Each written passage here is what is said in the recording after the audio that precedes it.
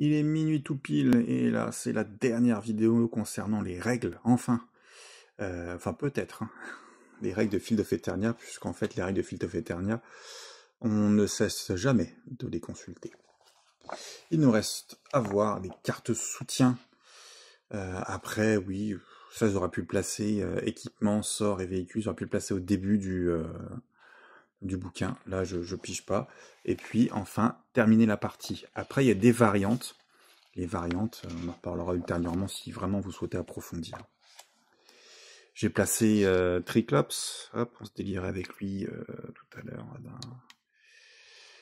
Voilà, carte soutien, alors on a vu, hein, ce sont des cartes rencontres, des alliés, des créatures, ce genre de choses. Ah, Triclops, regardez, il a déjà moins 2. Qu'est-ce qui va se passer pour lui?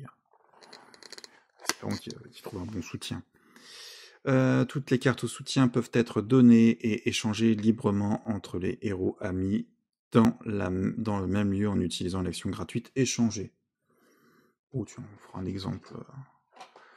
On va dire que Triclops a rencard avec Evelyne aux montagnes des Perpetua pour lui présenter un pote. Mais il faut qu'il rencontre ce pote. Alors. Créatures et alliés. Dompter les créatures. Un héros peut dompter une créature en payant le coût en éternium indiqué sur la carte après l'avoir vaincu et avoir obtenu les récompenses. Les créatures sans coût d'éternium ne peuvent pas être domptées. Très bien. Alors on a oublié un petit truc sur Triclops, il faut lui filer un peu de thunes. On va être radin, on va voir ce qu'il peut faire avec les 3. Il est déjà un petit peu amoché en plus. 3. Ok. Alors, ça c'était le premier paragraphe. Une créature domptée procure au héros l'avantage indiqué sur sa carte dans la section bonus du héros. C'est une section importante. Lorsqu'un héros dompte une créature, gardez la carte près de la carte du héros. Le héros ne peut avoir qu'une seule carte créature ou véhicule, sauf si une capacité spécifie le contraire. D'accord. Oui, par exemple pour véhicules avec Jet Set et Battle Ram, par exemple. Qu'une seule carte créature ou véhicule. Ok.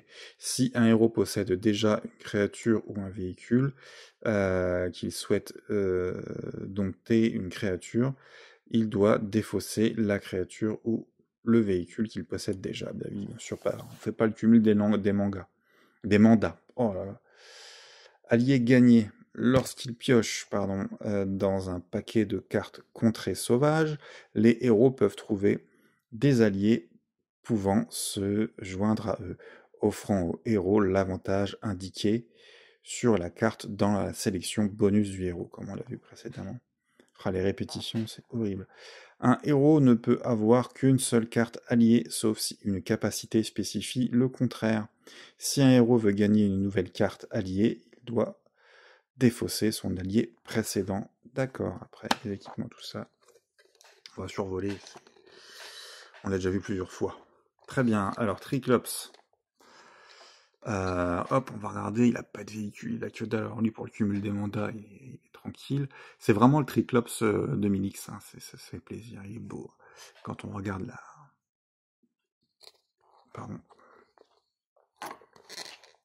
figurine. Ce que j'ai remarqué également, c'est que les dessins ici, c'est vraiment le même en fait, hein. Donc il y a un mec qui a fait ça en STL, et puis après ils ont un logiciel qui permet de le mettre à plat, quoi. Je trouve ça génial. La grande jungle. Evelyne a demandé à son pote, son pote Triclops, de lui présenter un gars. Lui, il sait pas quoi faire, donc il se dit tiens, je vais zoner un peu dans les contrées sauvages, voir qui je rencontre. Il peut se déplacer de 1, il se déplace de 1. On va dans notre petit paquet rencontre. Qu'est-ce qu'il a ici? Android, une créature ne peut être domptée. Du coup, c'est pas lui qui va présenter, hein, mais il va devoir l'affronter. Allez, on est reparti. Un bon petit combat dans les contrées sauvages.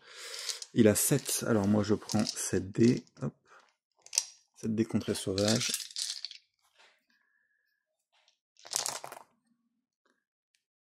Alors ça se relance, ça c'est échoué. Ici, on met 2. 2 là. Et alors, 1. On va pas y arriver. Et non, donc Triclops, il va prendre 1 point de dommage. Voilà, il sera débarrassé de celui-ci. Donc il gagne plus 2 dans son deck, dans le deck de l'équipe commune en fait. Hein. Attention, on a oublié de faire ça, doublé. Alors, double réussite compte comme des réussites simples. Ah, j'ai tout effacé. Zut. Bon, allez, c'est pas grave, hein, c'est un exemple. Donc ça va pas. Triclops, il a toujours en quart, il se déplace de 1. On va pas aller trop vite, on va s'éloigner un petit peu. Et puis, on tire une autre carte rencontre. Et là aussi, c'est une créature non domptable. Alors, capacité de combat, si le héros perd un cœur ou plus par l'attaque de cette créature, il perd un cœur supplémentaire. D'accord. Bon, allez. Toujours à 7. 7 dés à lancer. La relance, là, hop, hop. Alors là, justement, il y a 1 en bouclier, 2 en cœur, 4, d'accord. Et tout ça, ça se relance. Voilà, là, 4. Bah voilà, c'est tout bon, j'ai même 1 en plus. Donc voilà, capacité de combat a échoué pour le Spellian. Et du coup, on prend pas de dommages. On l'a vaincu, on gagne plus 2 à mettre dans le deck. Très bien. On défausse. On a toujours personne à présenter à Evelyne. C'est tout, on s'approche. Et puis s'il faut, on fera le tour par derrière. Je suis sûr qu'elle aime bien ça. Et tiens, ça peut lui faire plaisir. Une créature.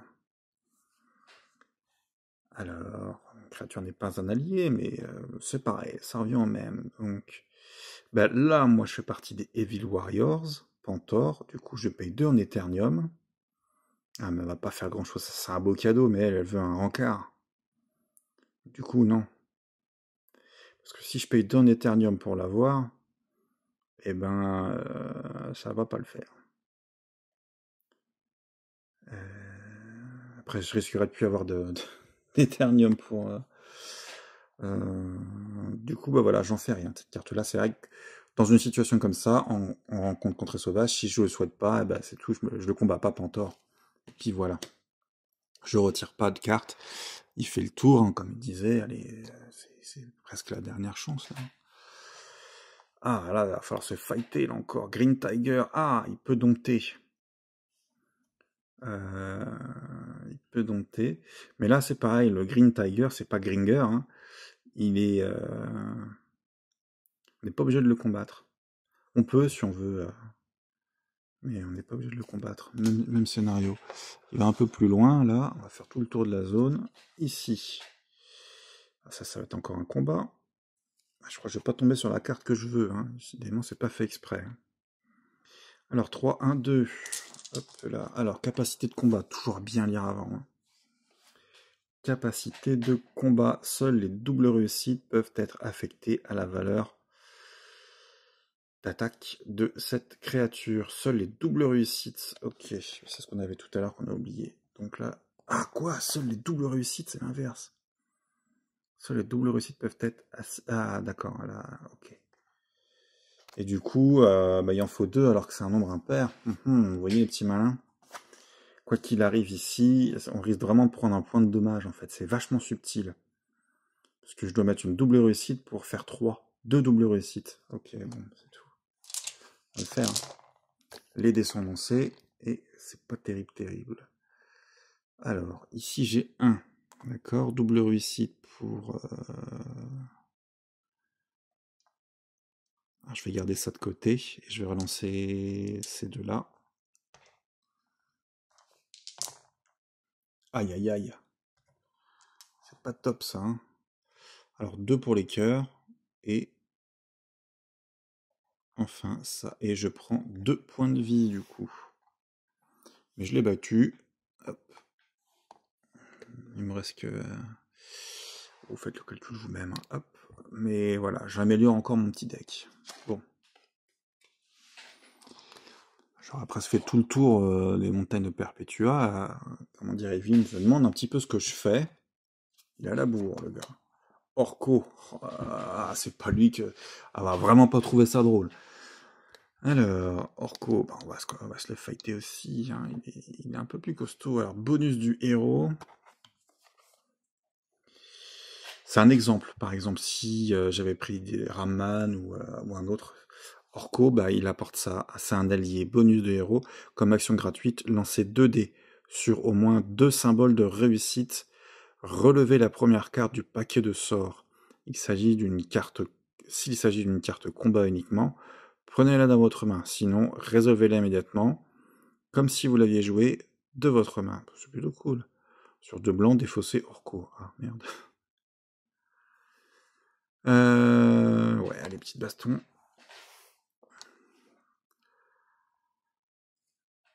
Alors, je relance tous mes dés. 7 dés. C'est parti. Alors, là, il y a du relançage. 1 pour la défense. Ici, il va du coup 2. Ou alors, ce que je les relance, j'ai le droit. 3 dés. Allez, je tente le coup. Je relance tout ça.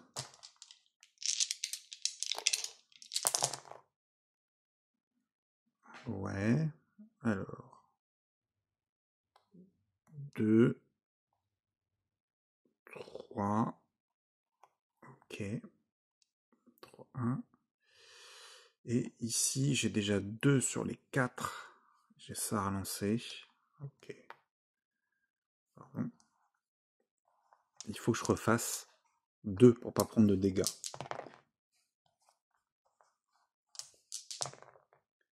Voilà. Et 2. Je ne prends pas de dégâts. J'ai plus 2 encore à mon deck. Hop là. Lui, il est fait. Et il aura fait tout le tour de Perpetua. Des montagnes. Ça lui aura pris du temps quand même. Et est-ce que là, il a... Ah bah elle va kiffer. Bah voilà, c'est un allié. Vraiment, j'avais mélangé le deck. C'est le... c'est tout. C'est rigolo.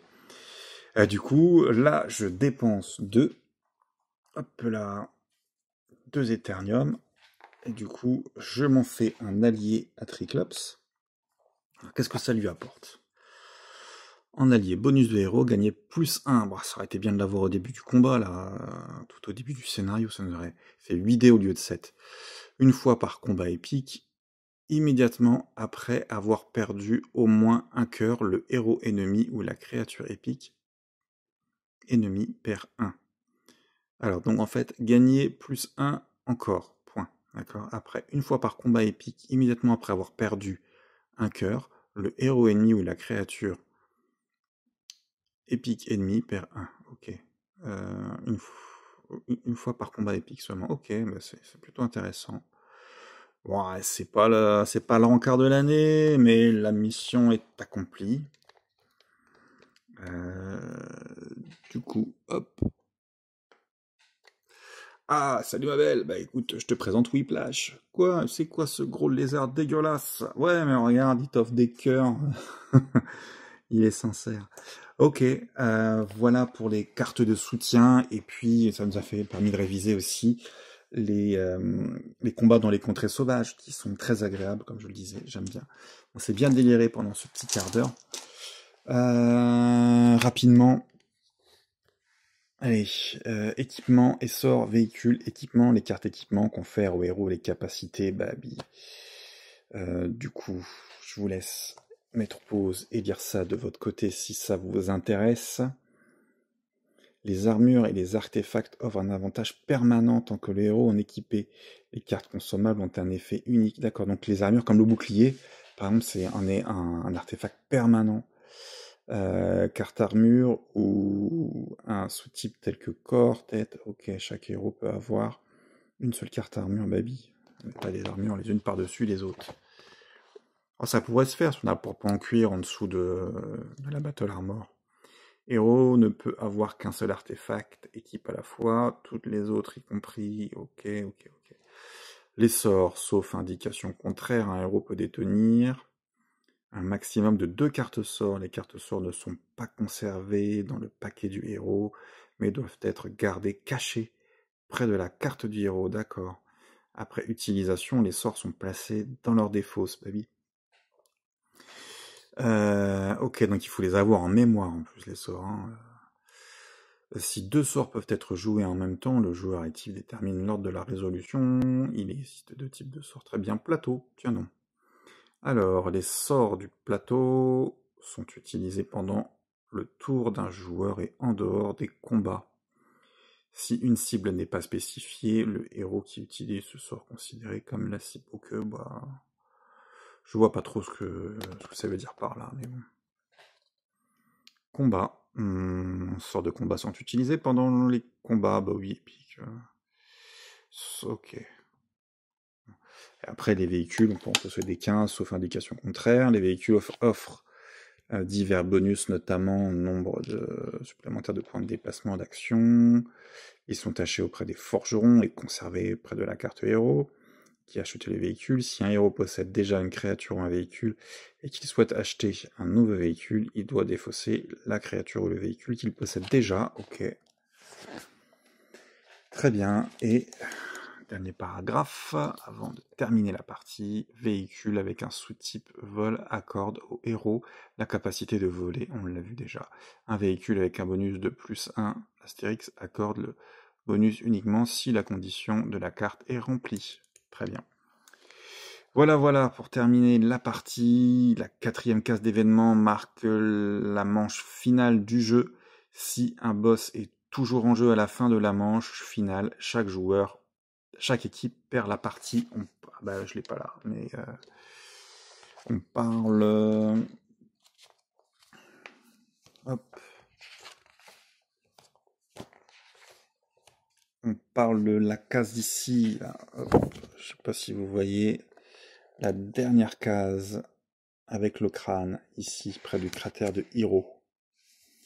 C'est la fin du scénario. Donc il vaut mieux avoir vaincu le boss, sinon tout le monde il a perdu. Alors, sinon l'équipe qui a le plus de points de victoire est déclarée victorieuse et tous les joueurs de cette équipe partagent la victoire. Chouette. Les égalités sont départagées en faveur de l'équipe ayant le plus d'avant-postes contrôlés. Ah oui, donc si égalité, c'est celui qui a le plus d'avant-postes qui gagne. Puis le plus d'éternium, si encore égalité derrière ça combiné. Ok, si l'égalité persiste, jouez une manche de nuit supplémentaire, puis vérifiez à nouveau si la victoire peut être déclarée. Il prévoit vraiment tout, aucun d'égalité. Alors il y a quand même d'autres lacunes quand même dans le jeu.